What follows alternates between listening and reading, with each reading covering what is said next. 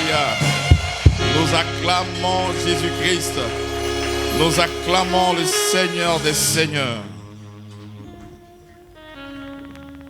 Que ce chant retentisse en tout lieu. En tout lieu. Quel que soit le lieu où tu vas te trouver, il faut faire sonner le son de la grâce, de son amour. Au nom de Jésus-Christ. Amen. Bienvenue à notre culte de célébration. Nous sommes là pour célébrer notre Seigneur. Tout au long de cette semaine, nous avons vaqué à nos occupations et nous sommes venus à l'unisson. Nous donnons un temps afin de pouvoir le célébrer. C'est un acte de foi.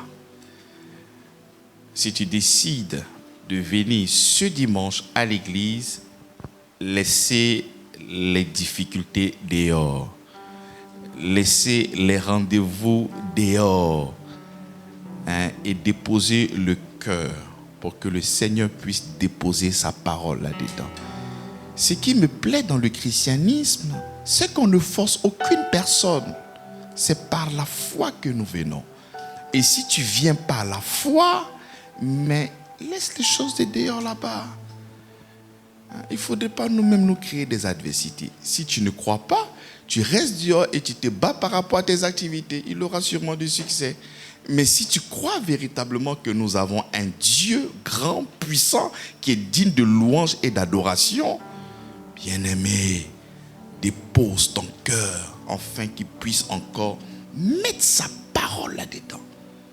Sa parole est une sémence. Et lorsqu'il dépose cette parole dans ton cœur, ça va porter du fruit. Il y a des gens qui sont à l'église, qui se plaignent, mais vraiment, depuis ma vie à l'église, vraiment, je n'ai pas d'évolution. Mais si pendant que tu es à l'église, le cœur est dehors et c'est le floco qui est là, quand on va mettre les grains dans le floco, il n'aura rien. Donc arrêtons de nous plaindre à tout va, alors que nous sommes les premiers responsables de tout ce qui nous arrive. Si tu es d'accord avec moi, dis Amen. Si tu es d'accord avec moi, dis Amen. Dis à ton âme, mon âme, quels que soient les défis, tu te calmes et tu écoutes la voix de ton Seigneur. Au nom de Jésus-Christ. Acclamez le Seigneur pour votre vie. Nous sommes dans notre séminaire sur la foi. Alléluia. Le thème d'aujourd'hui, c'est quoi?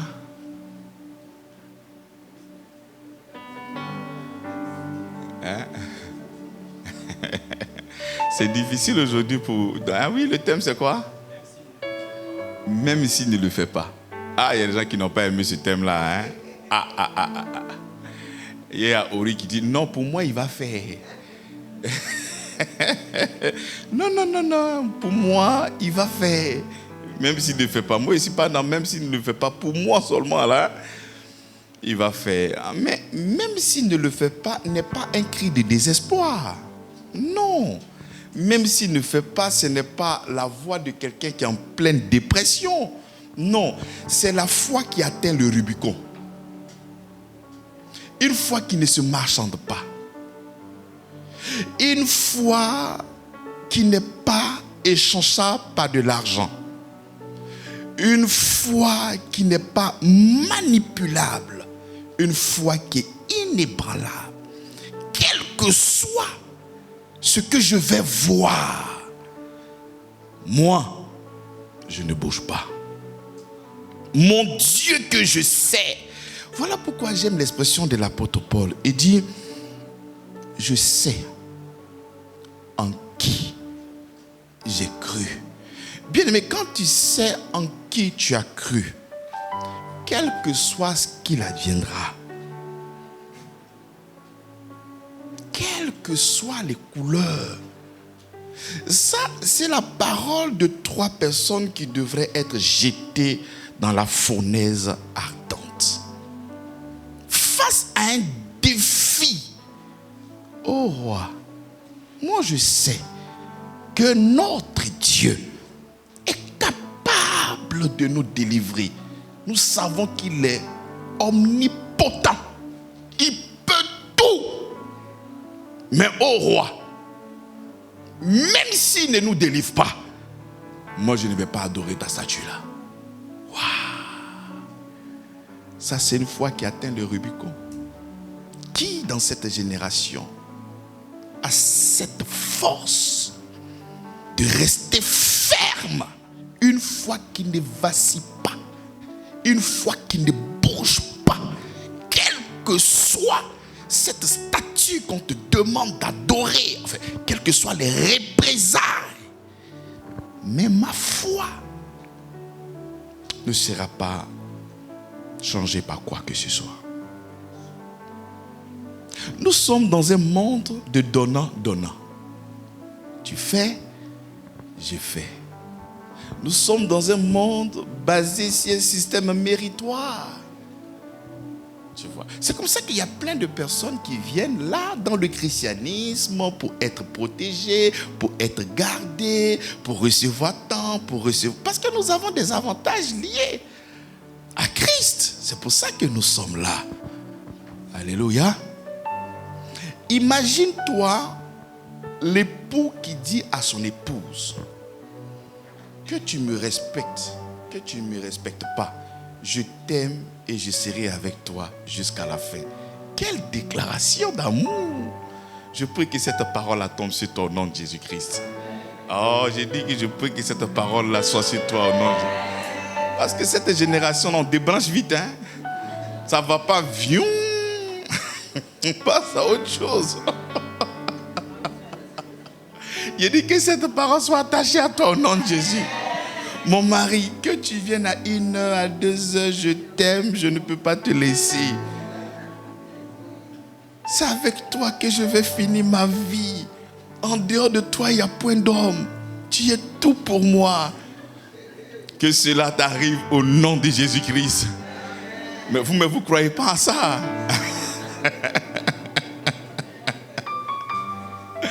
Vous avez pris beaucoup de coups, des séparations carabinées. Ces choses-là n'existent pas. C'est seulement que dans la Bible, c'est devenu maintenant des contes de fées. Pasteur, ça n'existe pas. On peut répondre pour te faire plaisir, mais ici, là. Ça fait combien de fois? 1 fois. Ça fait combien de fois? 2 fois. Je ne parle pas 3 fois. Hein.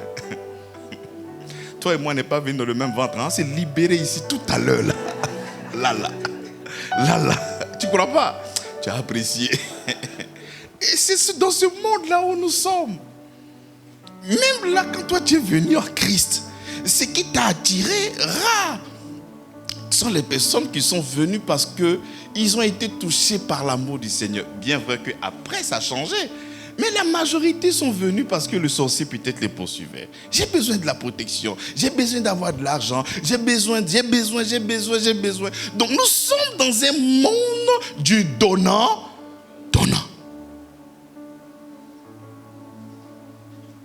Et dans ce monde, on te fait des propositions.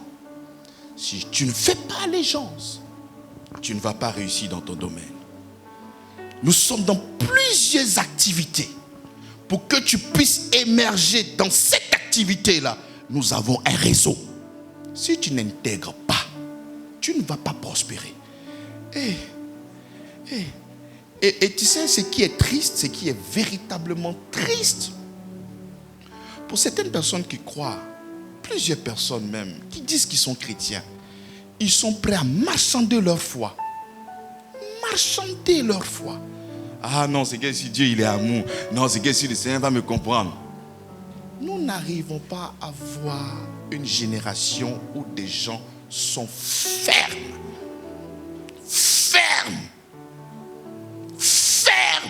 Je dis bien fermes. Même quand des créateurs de contenu chrétiens veulent faire des vidéos et qui veulent invoquer le nom de leur Dieu, ils essaient toujours de penser aux autres. Je peux envoyer Allah, je peux appeler Jésus. Montrer toujours qu'ils sont là afin de pouvoir toujours concilier. Mais pas une foi d'une radicalité exacerbée. C'est-à-dire une foi qui ne bouge pas. Non, c'est rare. Mais voici des gens qui vont nous montrer que la foi en leur Dieu, on ne blague pas avec ça. Propose-moi ce que tu aimerais me proposer. Mais moi, ma foi. Et nous sommes en train de parcourir des gens qui n'avaient pas le Saint-Esprit en eux. C'est ça qui me fascine. Le caractère, la discipline, des principes. Allons-y plus loin. Le Seigneur nous fait comprendre dans la loi de Moïse que si tu obéis, Dieu te donnera tout. Donc eux-mêmes, ils ont la conscience que s'ils n'adorent pas un autre Dieu, le Seigneur va tout le donner. Mais il dit au roi, il ne faut même pas que tu puisses tergiverser. Si, d'abord, j'ai la confiance que mon Dieu va nous délivrer. Tu peux vouloir me jeter et je sais qu'il viendra. Mais même s'il ne vient pas, je vais mourir dans cette fournaise-là en croyant en mon Dieu. Il faudrait que nous puissions arriver à ce niveau-là où ma foi ne sera jamais monnayable. Jamais à cause des difficultés qui vont se présenter devant moi. Nous prenons le livre de Daniel chapitre 3 à partir du verset 1er. Daniel chapitre 3 à partir du verset 1er. Le roi Nebuchadnezzar fit une statue d'or, haute de 60 coudées et large de 6 coudées. Il la dressa dans la vallée de Dura, dans la province de Babylone. Le roi Nebuchadnezzar fit convoquer les satrapes, les intendants, les gouverneurs, les grands juges, les trésoriers, les jurisconsultes, les juges et tous les magistrats des provinces pour qu'ils se rendissent à la dédicace de la statue qu'avait élevée le roi Nebuchadnezzar. Alors les satrapes, les intendants, les gouverneurs, les grands juges, les trésoriers, les jurisconsuls, les juges et tous les magistrats des provinces s'assemblaient pour la dédicace de la statue qu'avait élevée le roi Nebuchadnezzar. Ils se plaçaient devant la statue qu'avait élevée Nebuchadnezzar. Un héros cria à haute voix, « Voici ce qu'on vous ordonne, peuple, nation, hommes de toute langue, au moment où vous entendez le son de la trompette, du chalumeau, de la guitare, de la sambuc, du psalterion, de la cornemuse et toutes sortes d'instruments de musique, vous vous prosternerez et vous adorerez la statue d'or qu'a élevée le roi Nebuchadnezzar. Quiconque ne se prosternera pas et n'adorera pas sera jeté à l'instant même au milieu d'une fournaise ardente. C'est pourquoi, au moment où tous les peuples ont entendu le son de la trompette, du chalumeau, de la guitare, de la sambuc, du psalterion et toutes sortes d'instruments de musique, tous les peuples, les nations, les hommes et toutes langues se prosternaient et adoraient la statue d'or qu'avait élevée le roi Nebuchadnezzar. À cette occasion, et dans le même temps, quelques Chaldéens s'approchaient et accusèrent les Juifs. Il prit la parole et dit au roi Nebuchadnezzar, « Ô roi, vis éternellement, tu as donné un ordre d'après lequel tous ceux qui entendraient le son de la trompette, du chalumeau, de la guitare, de la sambuc, du psalterion, de la cornemuse et toutes sortes d'instruments devraient se prosterner et adorer la statue d'or. Et d'après lequel quiconque ne se prosternera pas, ne t'adorera pas, sera jeté au milieu d'une fournaise ardente. Or, il y a des Juifs à qui tu as remis l'intendance de la province de Babylone, Shadrach, Meshach et Abednego. L'homme qui ne tient aucun compte de toi, ô roi, ils ne servent pas tes dieux. Ils n'adorent point la statue d'or que tu as élevée. » Alors, Nebuchadnezzar, irrité et furieux, donna l'ordre qu'on amena Shadrach, Meshach et Abednego. Et ces hommes furent amenés devant le roi. Nebuchadnezzar prit la parole et leur dit: « Est-ce de propos délibérés, Shadrach, Meshach et Abednego, que vous ne servez pas mes dieux et que vous n'adorez pas la statue d'or que j'ai élevée? Maintenant, tenez-vous prêts. Et au moment où vous entendez le son de la trompette, du chalumeau, de la guitare, de la sambuc, du psalterion, de la cornemuse et toutes sortes d'instruments, vous vous prosternerez et vous adorerez la statue que j'ai faite.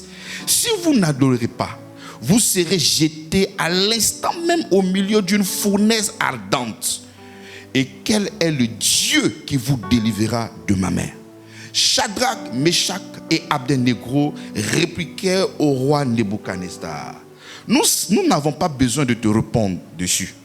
Voici, notre Dieu que nous servons peut nous délivrer de la fournaise ardente et nous délivrera de ta main, ô roi. Sinon, sache, ô roi, que nous ne servirons pas tes dieux et que nous n'adorerons pas la statue d'or que tu as élevée. » Sur quoi Nebuchadnezzar fut rempli de fureur et il changea de visage en tournant ses regards contre Meshach, Shadrach et Abednego. Il reprit la parole et ordonna de chauffer la fournaise 7 fois plus qu'il ne convenait de la chauffer. Puis il commanda à quelques-uns des plus vigoureux soldats de son armée de lier Shadrach, Meshach et Abednego et de les jeter dans la fournaise ardente. Les hommes furent liés avec leurs caleçons, leurs tuniques, leurs manteaux et leurs vêtements, et jetés au milieu de la fournaise ardente. Comme l'ordre du roi était sévère et que la fournaise était extraordinairement chauffée, les flammes tuaient les hommes qui y jetaient Shadrach, Meshach et Abednego. Et ces 3 hommes, Shadrach, Meshach et Abednego, tombaient liés au milieu de la fournaise ardente. Alors, le roi Nebuchadnezzar fut effrayé et se leva précipitamment. Il prit la parole et dit à ses conseillers: « N'avons-nous pas jeté au milieu du feu 3 hommes liés ?» Et il répondit au roi: « Certainement, au roi. » Il reprit et dit: « Eh bien, je vois 4 hommes sans lien qui marchent au milieu du feu et qui n'ont point de mal. Et la figure du 4e ressemble à celle d'un fils de Dieu. » Ensuite, Nebuchadnezzar s'approcha de l'entrée de la fournaise ardente et prenant la parole, il dit: « Shadrach, Meshach et Abednego, serviteurs du Dieu suprême, sortez et venez. » Et Shadrach, Meshach et Abednego sortirent du milieu du feu. Les satrapes, les intendants, les gouverneurs, les conseillers du roi s'assemblèrent et virent que le feu n'avait eu aucun pouvoir sur le corps de ces hommes, que les cheveux de leur tête n'avaient pas été brûlés, que leurs caleçons n'avaient point n'étaient point endommagés, et que l'odeur du cheveu ne les avait pas atteints. Nebuchadnezzar prit la parole et dit: « Béni soit le Dieu de Shadrach, de Meshach et d'Abednego, lequel a envoyé son ange et délivré ses serviteurs qui ont eu confiance en lui et qui n'ont point violé l'ordre du roi et livré leur corps plutôt que de servir et adorer aucun autre Dieu que leur Dieu. Voici maintenant l'ordre que je donne. Tout homme, à quelque peuple, nation ou langue qu'il appartienne, qui parlera mal du Dieu de Shadrach, Meshach et Abednego sera mis en pièces et la maison sera réduite en un tas d'immondices. Parce qu'il n'y a aucun autre Dieu qui puisse délivrer comme lui. Après cela, le roi fut prospéré, Shadrach, Meshach et Abednego dans la province de Babylone. Est-ce que ça, on peut prêcher encore? Non, on ne peut plus prêcher. Apou. Allez là, tu es prêt, tu peux prêcher même ce thème-là, parce que c'est clair comme l'eau de roche. Clair. Alors, pour situer le contexte, la Bible ici nous fait comprendre que le roi babylonien marcha contre Israël. Ça, je vous ramène dans le contexte historique. Le roi babylonien marcha contre le peuple israélite et il les assiégea. Et quand ils ont fini d'assiéger, la Bible déclare que le Seigneur livra le roi de Juda et les ustensiles de la maison. Vous voyez combien de fois, depuis que nous sommes en train de lire l'Ancien Testament et surtout les héros de la foi, combien de fois les gens se détournaient de Dieu. Tous les jours, ils se comportaient mal. C'est comme ça qu'il les livra. À chaque fois, les gars se comportaient mal. Tu vois, quand il dit les livrer, il faudrait que tu puisses comprendre. Parce que quand tu n'es pas fidèle à l'alliance, les avantages qui sont liés à cette alliance-là ne pourront pas aussi fonctionner sur toi. C'est comme ça que l'ennemi pourra avoir de la force, tu vois. En général, quand tu n'as pas le regard de Christ, Dieu a pris les gens et les a jetés. Non, c'est parce qu'ils n'ont pas obéi à la parole qu'ils se sont livrés eux-mêmes à ces genres de difficultés. Donc, voyez-vous, le peuple de Dieu, mais il ne faisait que transgresser à chaque fois la loi, à chaque fois les ordonnances du Seigneur. Aujourd'hui, toi aussi, tu es appelé enfant de Dieu. Et sous la bannière de la grâce, ne dis pas que comme je suis maintenant sur la grâce, je peux vraiment transgresser vraiment les principes du Seigneur et je m'en fous. Non, on ne peut pas raisonner ainsi. Je reviens dans le contexte. Donc le roi babylonien va voir le chef des eunuques et il va dire: vas-y, il faut fouiller parmi les familles royales ou des familles nobles. Trouve-moi des jeunes gars, beaux de figure, présentables, aucun défaut sur le corps. Des personnes douées d'intelligence, sages. Ces personnes-là, nous allons leur apprendre la langue chaldéenne afin qu'ils puissent avec nous diriger. Il faudrait traiter ces personnes-là vraiment comme moi.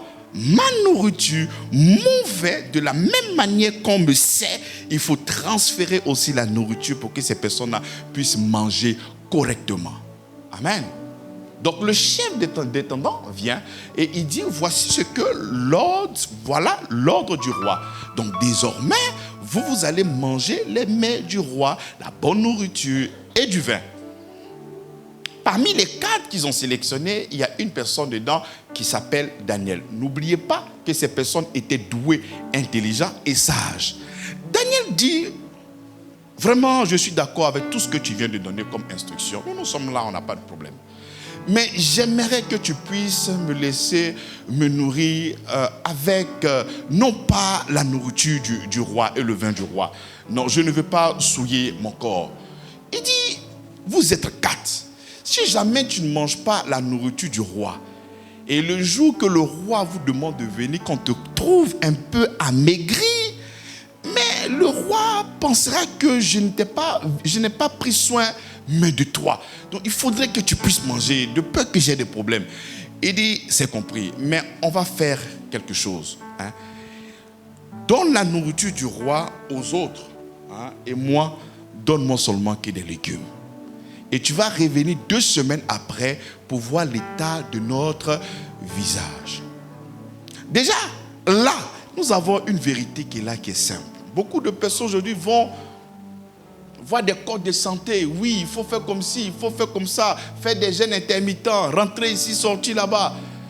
Voici quelqu'un qui est intelligent. Voici quelqu'un qui est sage. Voici quelqu'un qui est doué, qui va te donner une règle de vie. Et si tu arrives à mettre ça en pratique, il y a des prières que toi, tu ne feras plus. Il dit, livre-moi seulement que des légumes. On sait, mais on ne peut pas manger ça. Faut le poulet, la sauce là, les kebabs, les plats quali, les queues de bœuf. C'est ça notre nourriture.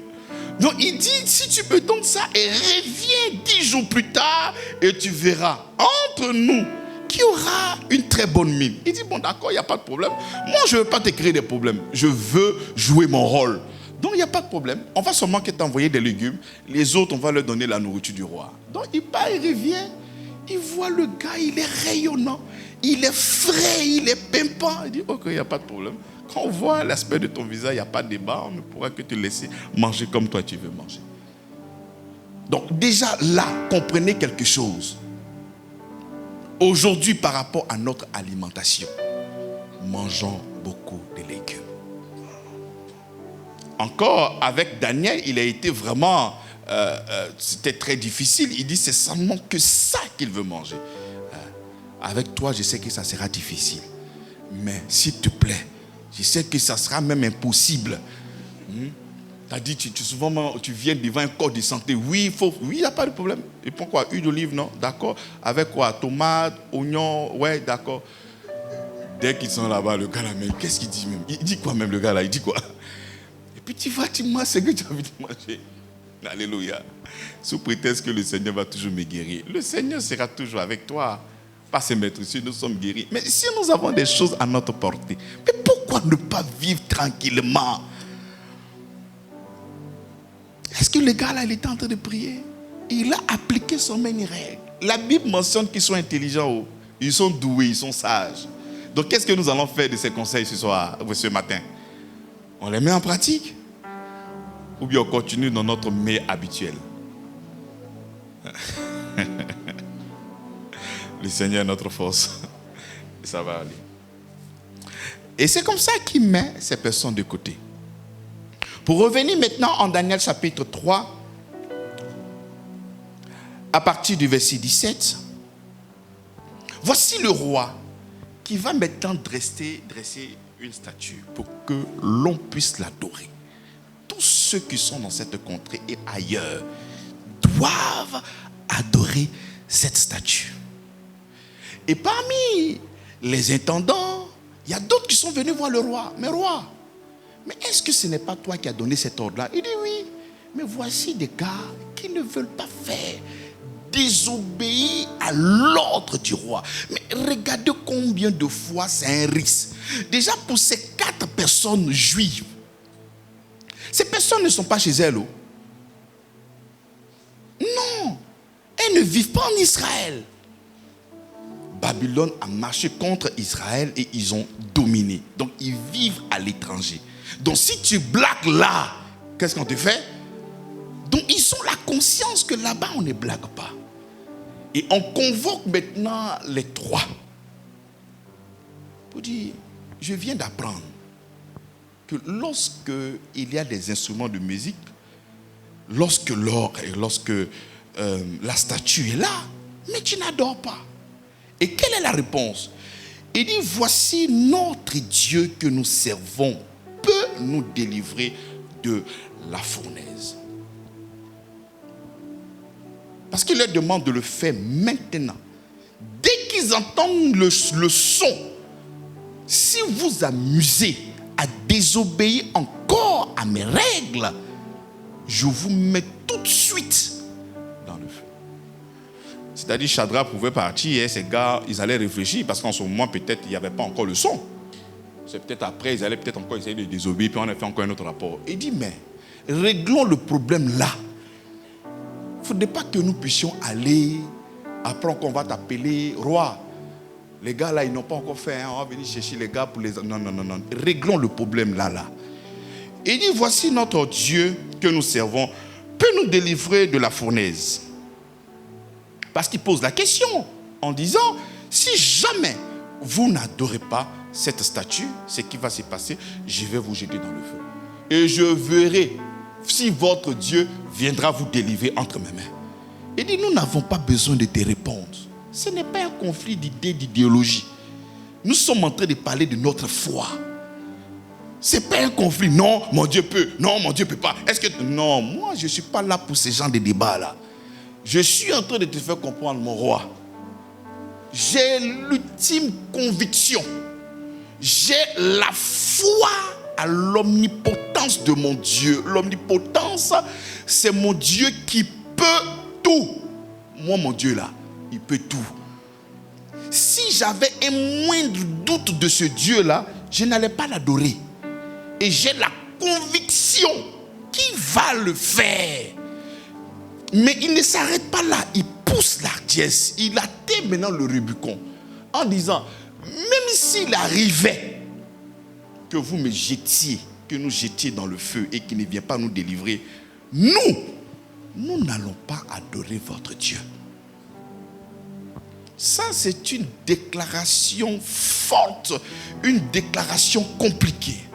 Nous allons prendre cette prédication, ramener dans nos défis de tous les jours. Tu as décidé en tant qu'enfant de Dieu de vivre ta foi. Tu ne dois faire allégeance à aucun autre Dieu. Que ton Dieu qui est établi sur ta vie, c'est le Seigneur Jésus-Christ. Tu dis que l'œuvre de la croix, elle est totale. Tu dis que l'œuvre de la croix, elle est parfaite. Tu dis que l'œuvre de la croix, elle est satisfaisante pour toi. Rien de ce que toi tu pourras faire pourra agrémenter ou ajouter à la puissance de l'œuvre de la croix. Tu le crois dans ton cœur. Et face à des menaces pour ce poste-là où tu es là, si tu ne viens pas faire allégeance à mon Dieu, tu vas quitter là. Et quand tu vois quitter là, tu vois beaucoup de choses que tu perds. Déjà pour Shadrach, Meshach et Abednego, ils n'ont pas refusé pour ne pas perdre certains avantages. C'est-à-dire, s'ils refusaient, ils partaient dans le feu. Donc, nous, nos difficultés ici, ce n'est pas pour entrer dans le feu, mais souvent c'est pour le survie. C'est pour la nourriture. C'est pour le travail. Alors que dans notre livre de foi, la Bible nous fait comprendre que vous n'avez pas à vous inquiéter de ces choses-là. Que Dieu est capable de pourvoir à vos besoins. Tu sais, le Seigneur a cette souveraineté de créer l'histoire de chacun d'entre nous à sa manière.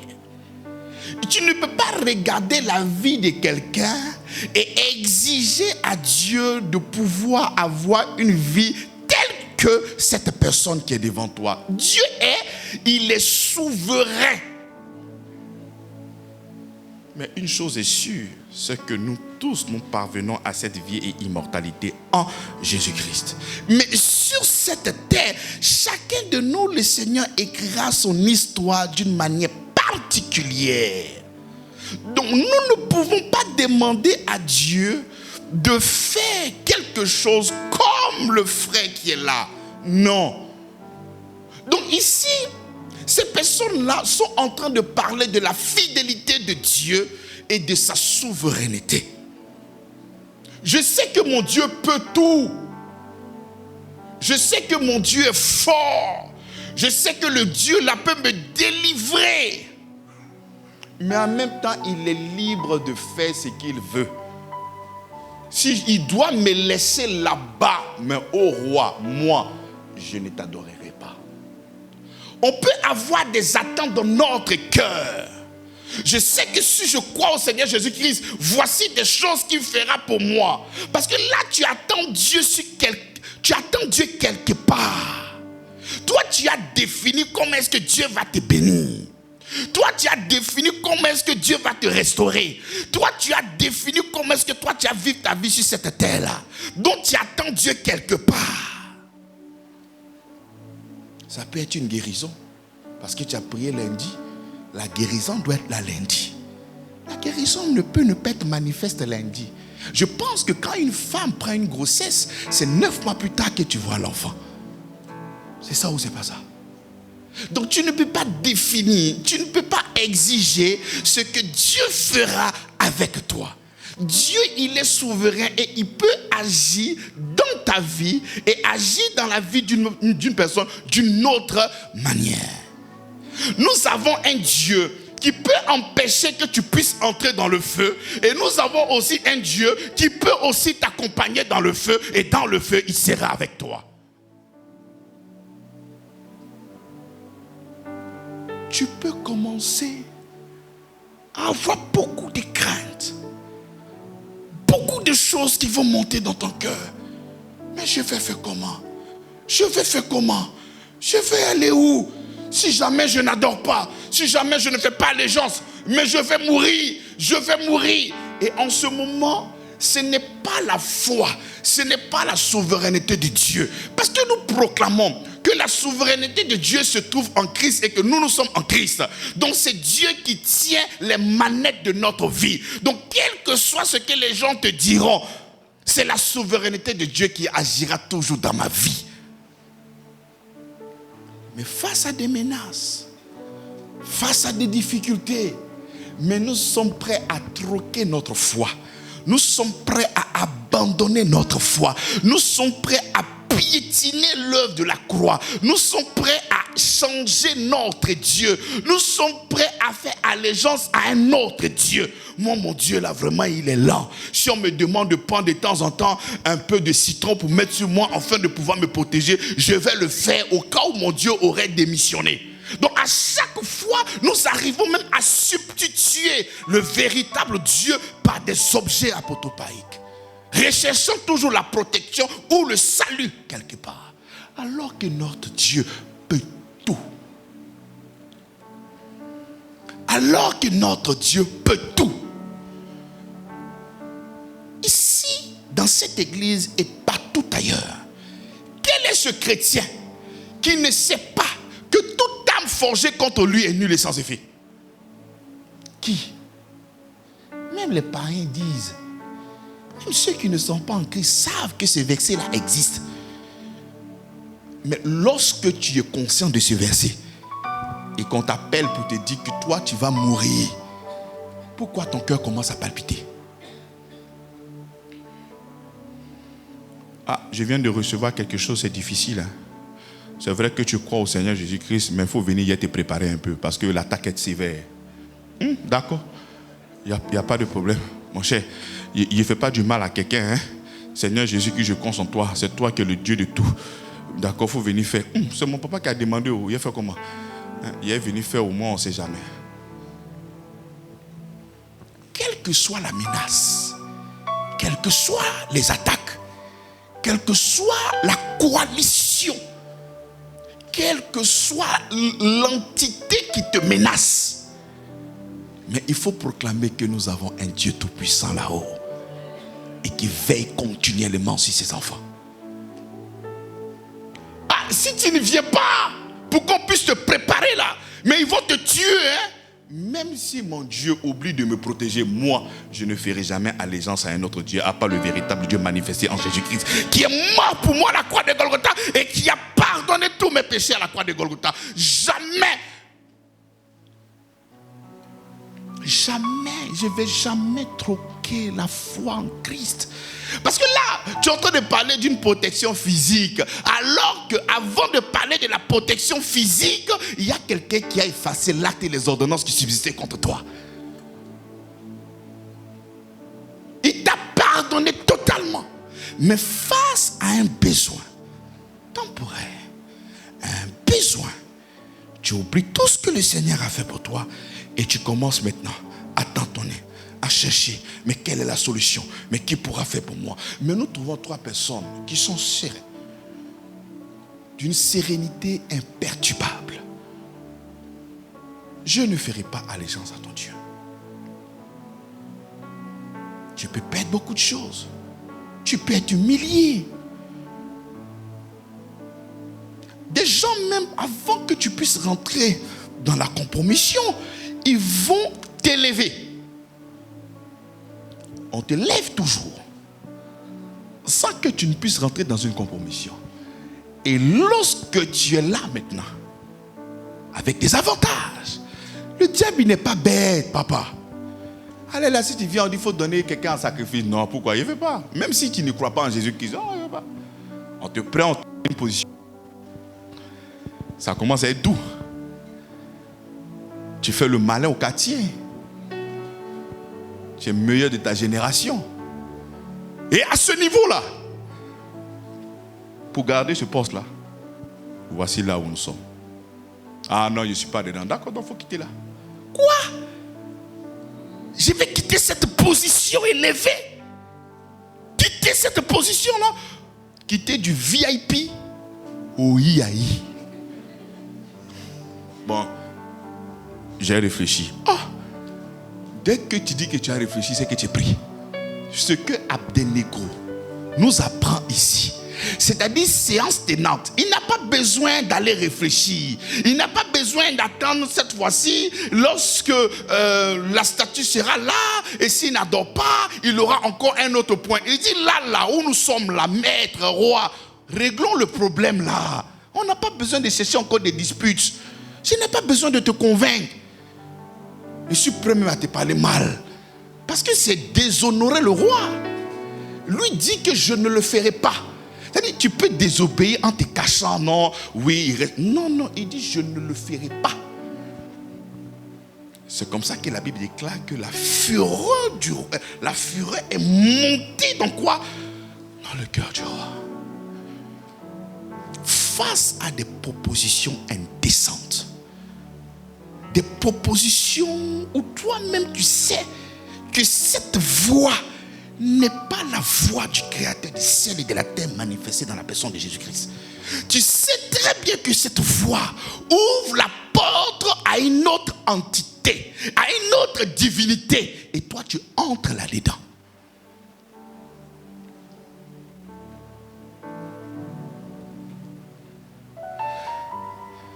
La foi. Par la foi, nous avons accès à la grâce. C'est pas ça? C'est par la foi que nous avons accès à la grâce. Et dans cette grâce-là, nous avons tout. La Bible déclare que nous sommes bénis de toutes sortes de bénédictions dans les lieux célestes en Christ. Et de sa plénitude, nous avons reçu grâce sur grâce. Et maintenant que je suis dans cette grâce, je ne vois pas certaines choses, des compartiments de ma vie qui ont comme un goût d'inachevé. Et face à ce compartiment de ma vie qui a encore un goût d'inachevé, qu'est-ce que je fais? Je continue à l'adorer ou mon adoration n'est plus au beau fixe? Il y en a qui attendent que Dieu fasse quelque chose dans leur vie avant de l'adorer. Il y a des gens qui veulent que Dieu puisse agir dans un domaine de leur vie avant de venir servir Dieu. Mais si on veut aller dans ce sens-là, qu'est-ce que toi tu as fait pour qu'il vienne mourir pour toi à la croix de Golgotha? Si nous voulons aller dans ce sens-là, que toi tu veux faire du donnant-donnant avec Dieu, qu'est-ce que toi tu lui as donné en premier pour qu'il vienne mourir pour toi à la croix de Golgotha? C'est pour ça que la Bible dit que notre amour est la réponse à son amour. Parce que lui, il a déjà manifesté son amour. Et l'expression de son amour se trouve à la croix de Golgotha. L'expression de son amour, ce n'est pas quand tu as beaucoup d'argent dans ton compte. Non. L'expression de son amour, c'est ce qu'il a fait pour toi à la croix de Golgotha. Et il a fait que toi, tu sois son enfant adoptif. Il t'a adopté. Il t'a remis de tous tes péchés. Il a fait de toi une personne sainte, irrépréhensible. Regardez ce qu'il a fait. Et toi, tu oses dresser une table devant ton Seigneur, une table de donnant-donnant. Seigneur, vraiment, si tu fais ça pour moi, je vais faire ça pour toi. Non, tu ne peux pas parler comme ça à quelqu'un qui a manifesté l'amour. Tu n'as même pas demandé qu'il vienne mourir pour tes péchés, mais c'est venu de lui-même. Donc tu ne peux pas avoir ce genre de choses-là, ce genre de pensées. Non! Je rappelle que ces personnes sont toujours sous la loi. Nous sommes sous la grâce. C'est-à-dire nous commençons la vie chrétienne avec le tout accompli. Et ils commencent cette alliance-là lorsqu'ils font Dieu fait. La loi, tu fais, Dieu fait. C'est ça ou c'est pas ça? C'est basé sur un système méritoire. Donc eux, ils doivent recevoir de la part de Dieu lorsqu'ils seront en train d'obéir. C'est ça ou c'est pas ça? Mais nous commençons notre vie chrétienne comment? Nous commençons notre vie chrétienne avec le tout est accompli. On n'a pas besoin de pratiquer quelque chose pour avoir la protection. Nous sommes protégés en Christ. La Bible déclare que notre vie est cachée en Christ. On n'a pas besoin de faire une sémence pour avoir le succès. C'est lui qui est venu mourir pour nous à la croix de Golgotha est l'offrande la meilleure, afin de pouvoir recevoir tout de Dieu. Et maintenant que nous avons la conscience qu'il a déjà tout fait pour nous, ce qui nous pousse à agir, c'est son amour. C'est la reconnaissance de ce qu'il a fait pour nous il y a plus de 2000 ans. Et c'est comme ça que nous aurions aussi la force de proclamer. Même si je n'ai pas encore vu cette guérison, je ne veux point altérer la parole de Dieu pour des trucs de magie, des trucs de vaudou, des trucs qui ne sont pas justes. Le Seigneur nous a laissé sa parole. Il nous a laissé sa parole. En dehors de sa parole, je ne ferai allégeance à qui que ce soit. La Bible dit, si le Fils de l'homme vous a franchi, vous serez réellement libre. Il dit, demeurez ferme, afin que personne ne vienne encore vous mettre sous des jougs. Je suis ferme. Tu es ferme en Christ, mais tu souffres. Je souffre, mais je suis ferme à lui. Je suis ferme à lui. Ah, tu es en Christ, au lieu de venir rentrer dans les business là, on va faire des choses pour toi. Je suis ferme en Christ. Si la Bible déclare que je suis saint, cette sainteté, je vais manifester sur cette terre-là, au nom de Jésus-Christ. Pour rien, je vais troquer ma foi. Christ est tout pour moi. Ça ne doit pas être un slogan, ça doit être une vie. Christ est tout pour moi ne doit pas être un slogan. Oh, Christ est tout pour moi. Oh. Et Christ est tout pour moi. Oh. Christ est tout pour moi. Face à des difficultés, Christ est parti. Il n'est plus là. C'est ta personne. Ce sont tes intérêts que tu regardes. Comme s'il n'était pas tout puissant. La foi de ces trois personnes-là témoigne que leur Dieu est tout puissant. Quand ils font cette déclaration, ce n'est pas parce qu'ils croient que Dieu va les abandonner. Il est en train de parler au roi. Il dit que nous savons que notre Dieu peut nous délivrer. Et même s'il ne le fait pas, il est en train de dire au roi, quelle que soit la menace, je ne vais jamais troquer mon adoration pour toi, ton Dieu.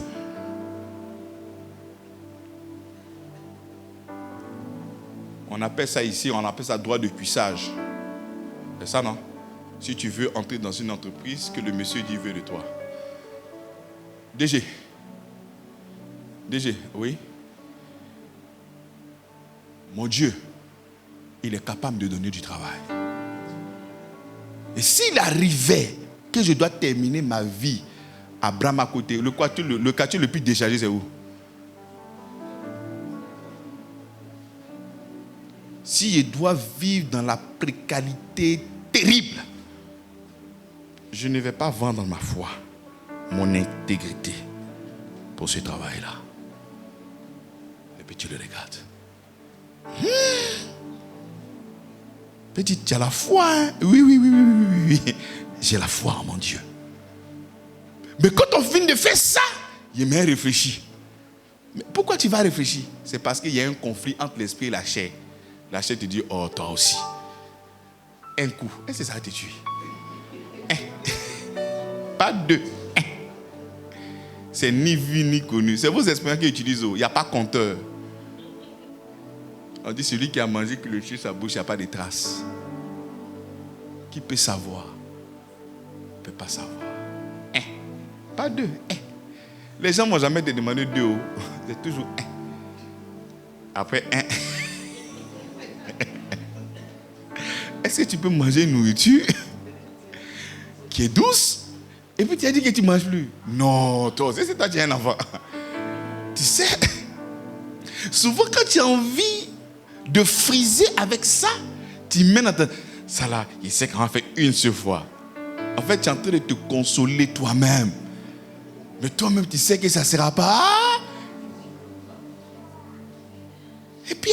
Seigneur, délivre-moi. Seigneur, délivre-moi. Le gars là, il veut me prendre maintenant comme un objet sexuel. Ah bon? Mais de te délivrer comment? Pour que je délivre, la partie est devant. C'est lorsque nous faisons confiance au Seigneur. La Bible déclare qu'il est alpha et oméga. Qu'est-ce que ça veut dire en français? Il est le commencement et la fin. Mais s'il n'est pas le commencement, pourquoi tu veux qu'il soit à la fin? S'il n'est pas le commencement, pourquoi veux-tu qu'il soit à la fin? Pourquoi veux-tu qu'il soit à la fin? Il est le commencement et il est la fin. Tu as commencé sans lui. Tu estimais qu'il n'était pas tout puissant afin de te donner ce travail. Tu estimais qu'il n'est pas bon, que tu décides de te prendre en charge comme un grand garçon, comme une grande dame. Tu sais que si ces gens de rapport-là, on parle tous des femmes, hein, mais actuellement même les plus dangereux, mais on dit les hommes. On dit le pays est woubitisé. On dit les garçons même sont devenus plus dangereux même que les femmes. Dangereux même. Donc à chaque fois que nous sommes en train de parler comme ça, il ne faut pas penser que les hommes ne sont pas dedans. Il y a des woubis aussi dedans. Mais pourquoi? Si tu veux prospérer, tu viens te placer. Une seule fois. Personne ne va savoir. Tu peux après te marier. Couverture. Mais chaque soir, tu passes. D'accord, chérie. Et signe le contrat. Et tu commences à prospérer. Et puis après, maintenant, tu es à l'église. Tu n'as pas commencé avec le Seigneur. Tu n'as pas commencé avec lui. Tu as commencé avec toi, ton égo. C'est avec toi et toi seul que tu as commencé. Et tu veux maintenant qu'il soit à la fin. Il ne sera pas à la fin. Continuons l'histoire, vous allez voir ce qui est en train de dire n'est pas faux. Sinon, sache au roi, en parole de vie, il est écrit là-bas, même si le Seigneur ne le fait pas. Tu vois, le sinon vient pour... c'est la partie contactée. Tu vois, sinon, en parole de vie, même s'il ne le fait pas, sache, ô roi, que nous ne servirons pas tes dieux et que nous n'adorons pas la statue d'or que tu as élevée. Sur quoi Nebuchadnezzar fut rempli de fureur et il changea de visage en tournant ses regards contre Shadrach, Meshach et Abednego. Il prit la parole et ordonna de chauffer la fournaise 7 fois. Tellement qu'il avait comment? Tellement qu'il avait mal. Mais comment est-ce que moi, roi tout-puissant, moi j'ai battu ta nation. Et puis toi tu oses m'unir comme ça devant. Attends, chauffer ça 7 fois.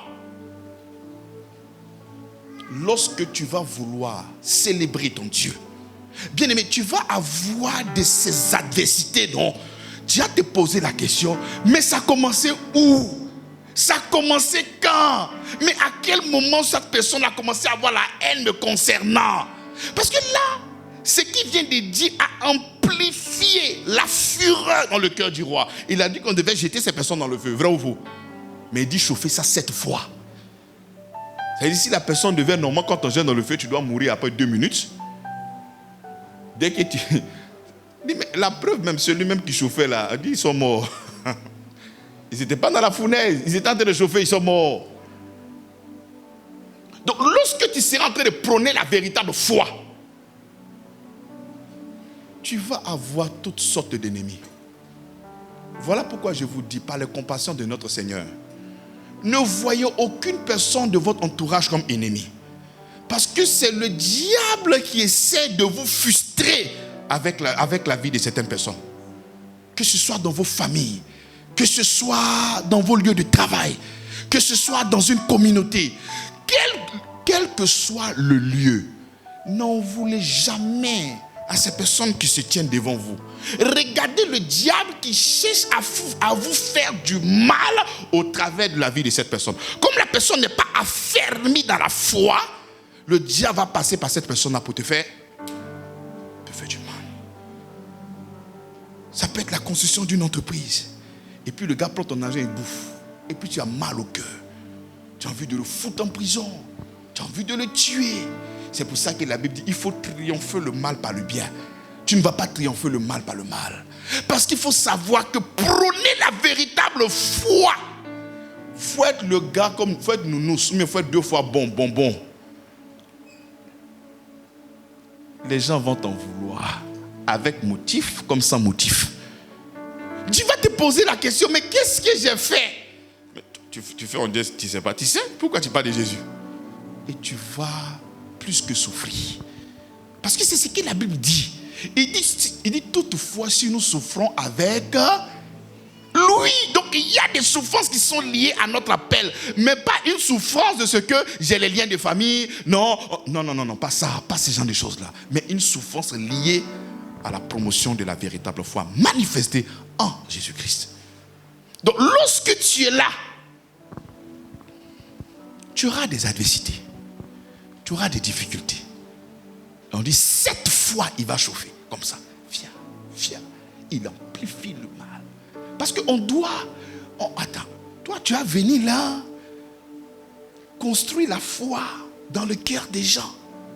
Tu es sapé, tu prêches, alléluia. Et puis tu as parti dormir.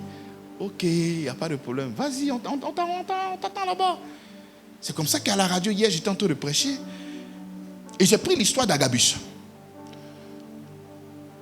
Est-ce que dans la nouvelle alliance, la prophétie ne sert qu'à exhorter, consoler ou édifier?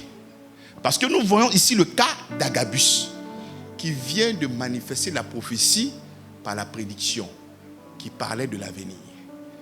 Et j'ai répondu en disant que même quand un prophète doit parler de l'avenir, c'est pour aider l'Église à traverser des épreuves. C'est pour aider les enfants de Dieu à traverser des épreuves.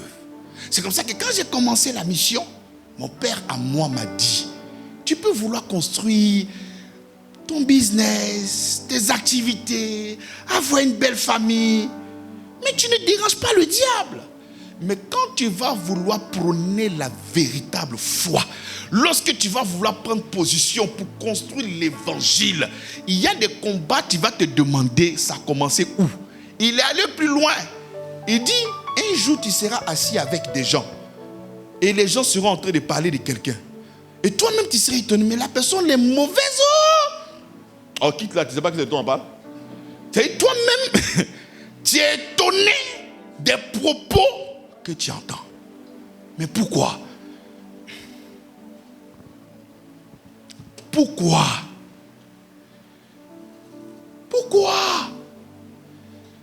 À cause de la foi. Il y a des gens que tu ne peux pas imaginer. C'est-à-dire dans tes pires équations. Lui là me fait du mal. Tu dis que c'est simple. Je peux croire en tout le monde. Sauf ce que je fais. Mais elle est motivée par une puissance négative afin de pouvoir te nuire. Et la personne me dit, mais pourquoi j'ai fait ça?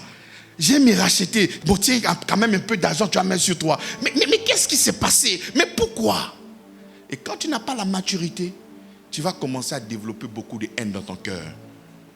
Tu vas commencer à développer beaucoup de haine dans ton cœur. Il y a des gens qui vous ont fait du mal. Assieds-toi. Dis-moi, qu'est-ce qui a été fait? Ah! Vraiment, moi, mais je ne sais pas, hein? C'est ça la fournaise. Il est en train de chauffer comme ça. Cette fois, pourquoi? Parce que le nom de Dieu est élevé. Parce qu'il a célébré. Puisqu'il a mis le nom de Dieu au-dessus de leur Dieu. Je ne le ferai pas. Même s'il faut que tu me tues, tuez-moi. Mais moi, je ne le ferai pas. Nous devons arriver à ce niveau. La Bible déclare que la terre attend la révélation des fils de Dieu. Pas des gens corrompus. Des gens qui vont prôner la véritable foi. Et ce que je suis en train de dire là, nos prédécesseurs ont vécu ça. D'autres ont été tués. Étienne a été lapidé. Puis il commanda à quelques-uns, les plus vigoureux soldats de son armée, de lier Shadrach, Meshach et Abednego et de les jeter dans la fournaise à temps. Ces hommes furent liés avec leur caleçon. Dis avec moi caleçon. Leur tunique, dis avec moi tunique. Leur manteau, dis avec moi manteau. Et tout autre vêtement. et jetés au milieu de la fournaise ardente. Comme l'ordre du roi était sévère et que la fournaise était extraordinairement chauffée, la flamme tua les hommes qui avaient jeté Shadrach, Meshach et Abednego. Et ces 3 hommes, Shadrach, Meshach et Abednego, tombaient liés, dis avec moi liés au champ de la fournaise ardente. Alors le roi Nebuchadnezzar fut effrayé et se leva précipitamment et prit la parole. Dit à ses conseillers, n'avons-nous pas jeté au milieu du feu 3 hommes liés? 3 hommes quoi? Le feu ne pourra que consumer ce que Dieu ne t'a pas donné. Parce qu'on les a attachés. Le feu là a brûlé seulement les cordes qu'on a pris pour les lier. Mais ce qui est pour toi, ce qui t'appartient, le feu ne pourra jamais consumer cela. Parce qu'il est écrit qu'il est le feu dévorant. De tout ce qui t'appartient à toi, tout ce qui est pour toi, parce que toi tu es mon enfant, le feu là ne va pas te toucher. Mais ça va toucher ce qu'ils ont déposé sur toi. Et ce qu'ils ont déposé sur toi, c'était des liens. Ce qu'ils ont déposé sur toi, c'était des cordes. Ce qu'ils ont déposé sur toi, c'était l'humiliation. Ce qu'ils ont déposé sur toi, c'est ce qui ne vient pas de Dieu. Et ces choses-là vont se consumer au nom de Jésus-Christ. Il dit, nous avons mis des gens liés.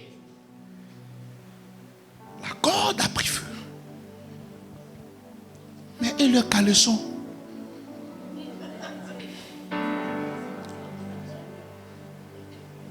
Et le manteau?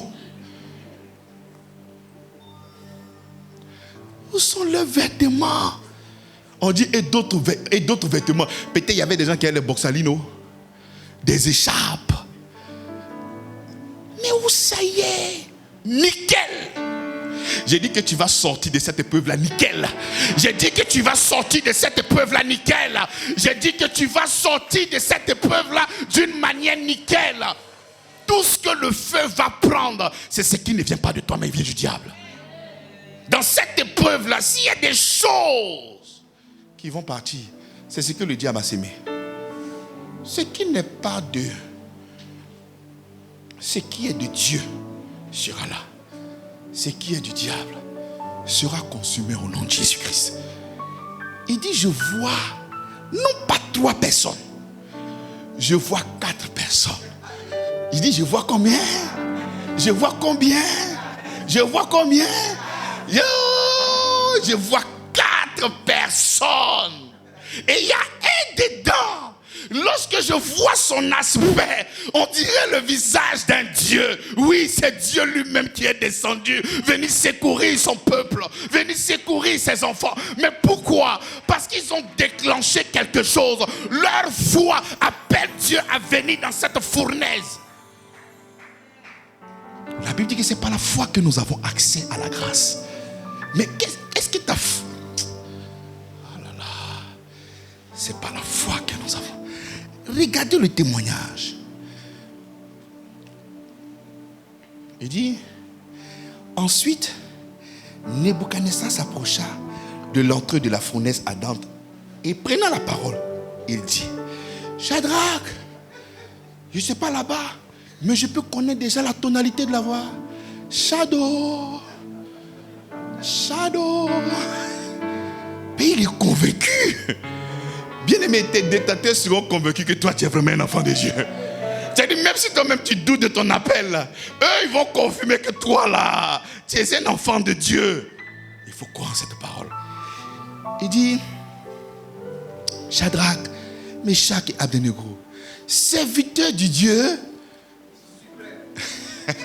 Les premières personnes qui vont commencer à adorer Dieu, ce sont tes ennemis. J'ai dit ce sont tes ennemis. Mais quand il dit du Dieu suprême, où il met lui c'est Dieu? Il met ses dieux où ça? Il dit serviteur du Dieu, parce qu'il n'a jamais vu ça. Serviteur du Dieu suprême, la suprématie. En dehors de lui, il n'y a pas un autre Dieu. Mais lui-même, il est au courant. Parce qu'il avait déjà, dans Daniel chapitre 1, il avait il avait beaucoup de personnes autour de lui qui pouvaient lui donner, interpréter les songes et les rêves.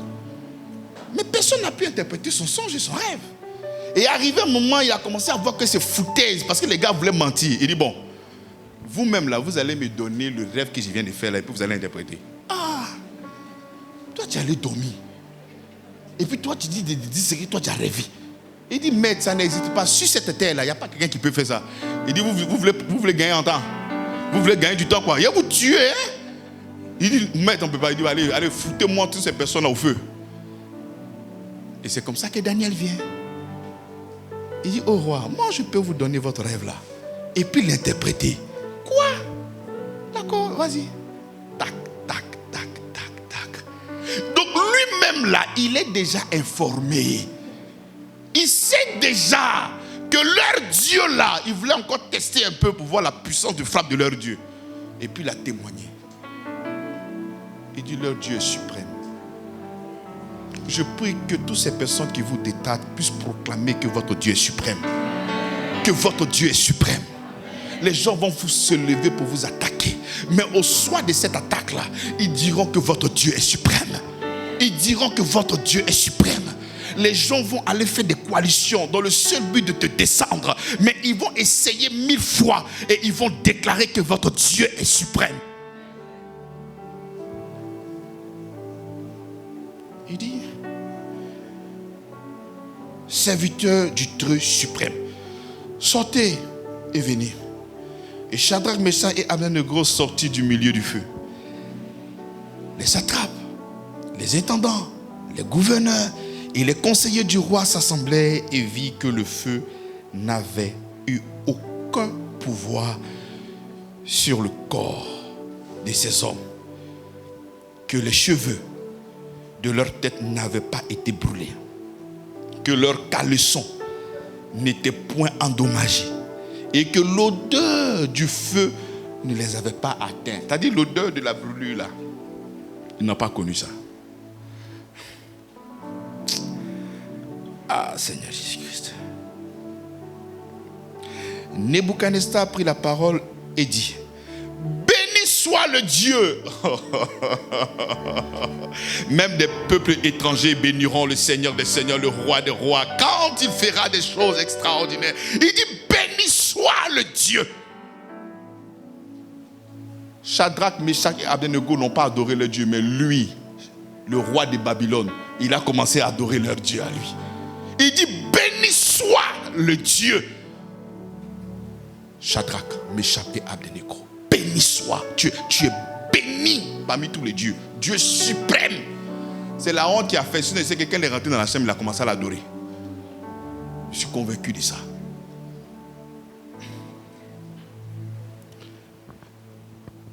Il dit, lequel a envoyé son ange et délivré ses serviteurs qui ont eu confiance. Pose la question à ton ami, à ton frère. Est-ce que tu as confiance en ton Dieu?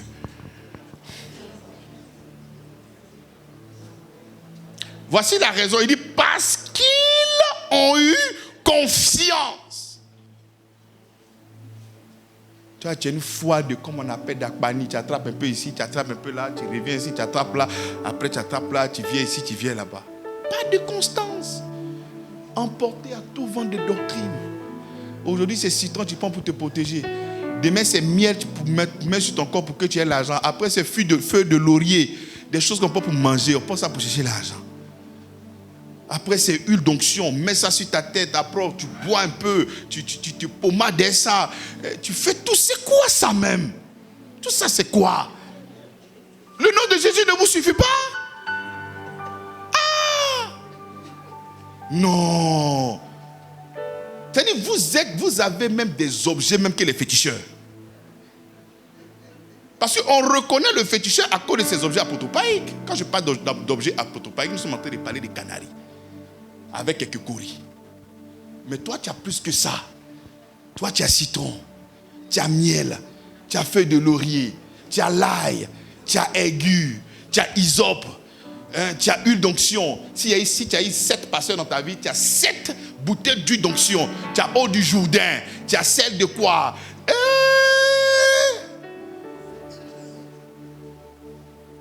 Les choses là, les esprits là se battent maintenant dans ta maison. Celle-là se lève, il se bat. Citron se lève, il se bat. Aïe se lève, il se bat. Miel se bat. Ils sont en train de se battre. C'est pour ça que ta mère a toujours problème. Puis les esprits sont en train de se battre entre eux là-bas. Laissez Christ soit le maître de votre vie, alpha et oméga. Mais vous dites non. Il est déjà l'heure. On va s'élever pour prier. Nous, si vous continuez, tout vous fait du mal.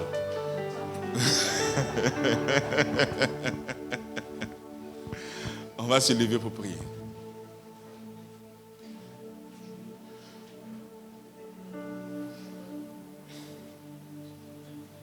Nous allons prier.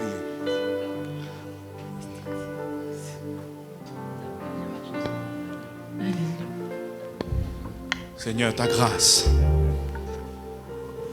Béni sois-tu, Seigneur. Alléluia.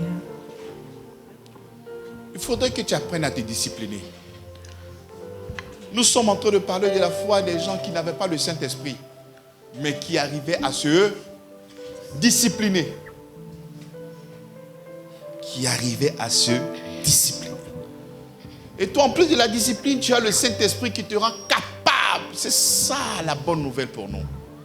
Mais avec tous ces accès, combien de fois nous devions avoir des résultats meilleurs que ceux même de l'Ancien Testament?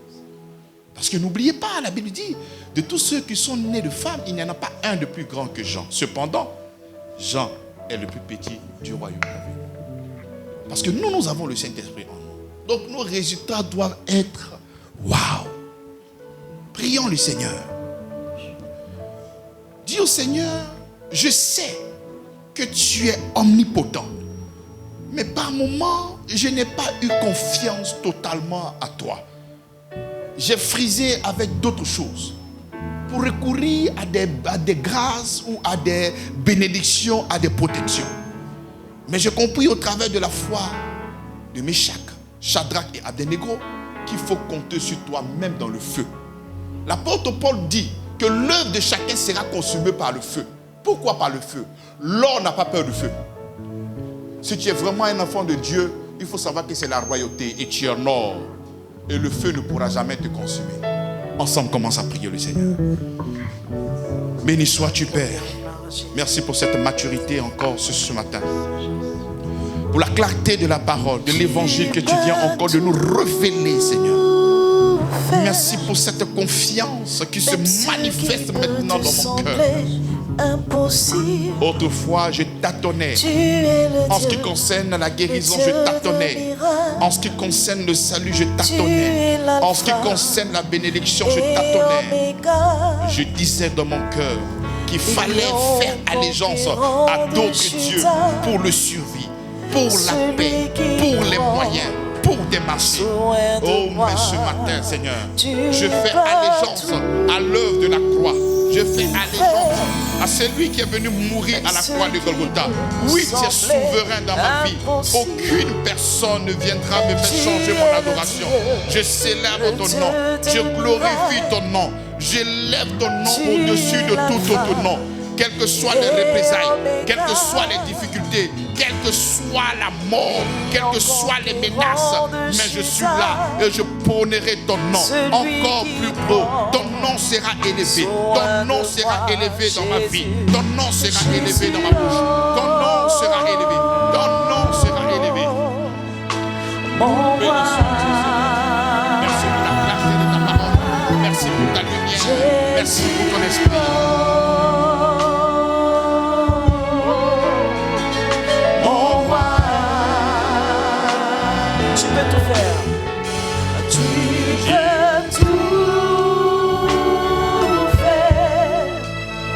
Même ce qui peut te sembler impossible, tu es le Dieu de miracles. Tu es l'alpha et oméga, le lion conquérant de Juda, celui qui prend soin de moi, Jésus.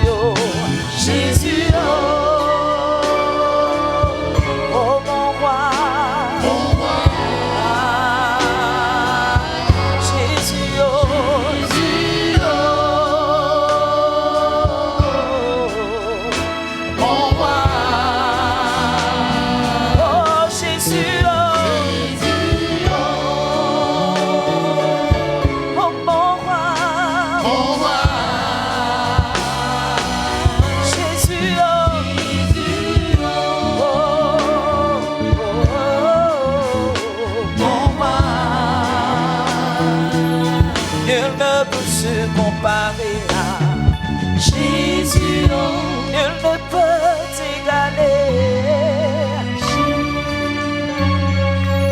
Nous allons prier pour des personnes qui traversent des périodes difficiles, à qui ils ont fait des propositions. Ces personnes sont sûrement peut-être le dos au mur. Je parle à la manière des hommes qui sont dans des difficultés et qui sont en train de cogiter présentement, qui sont en train de réfléchir. Mais quelle est la décision que je dois prendre? Et tout à l'intérieur de toi, tu sais qu'en tant qu'un enfant de Dieu, voici la voie à suivre. Mais la peur commence à prendre la place. L'incrédulité commence à monter. Tu vas commencer à prier. Dis Seigneur, j'ai confiance en toi. Commence à prier et dis Seigneur, j'ai confiance en toi. Seigneur, j'ai confiance en toi parce que tu me donnes la capacité de dire non. Tu me donnes la capacité de dire non. La Bible déclare que je puis tout par celui qui me fortifie. Je puis tout par celui qui me fortifie. Oui Seigneur, pour rien je vais échanger ma foi. Ma foi est inébranlable. Ma foi est inébranlable.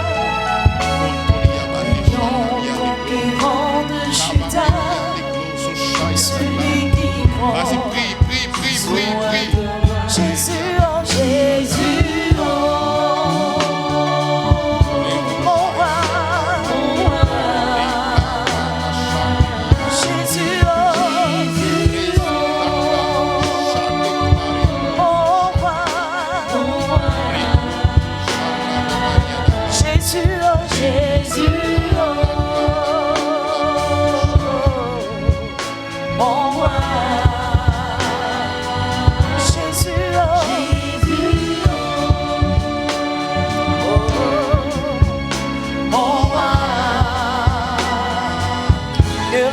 Se comparer à Jésus, nul ne peut t'égaler. Jésus, nul ne peut se comparer à Jésus. Votre nom à la statue d'or doit être définitif. Si votre fidélité dépend des circonstances, votre foi, elle est manipulable.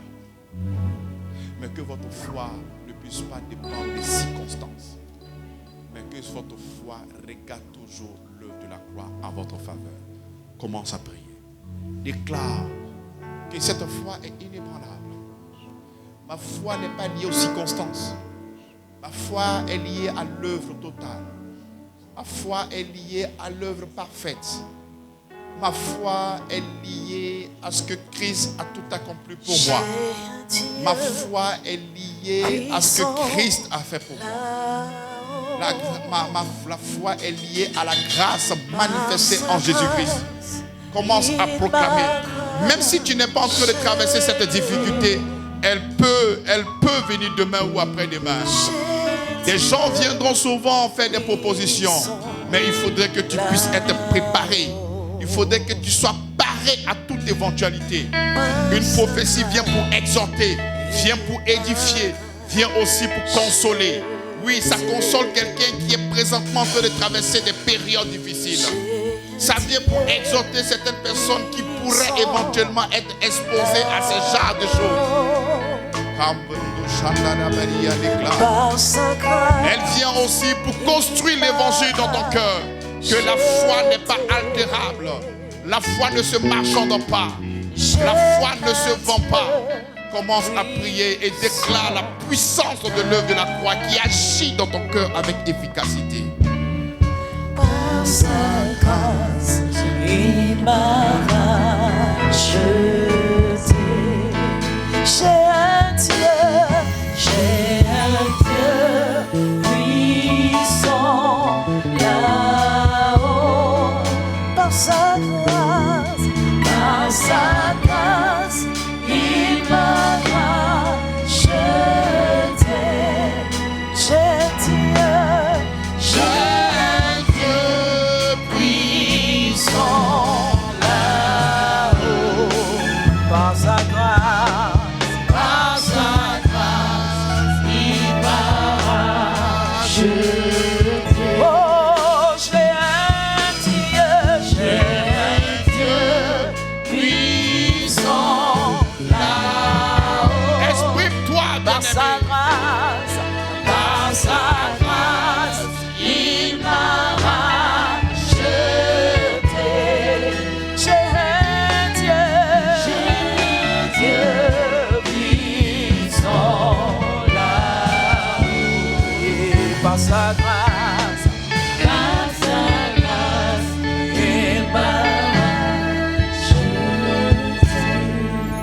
Seigneur, merci pour cette lumière, merci pour cette compréhension.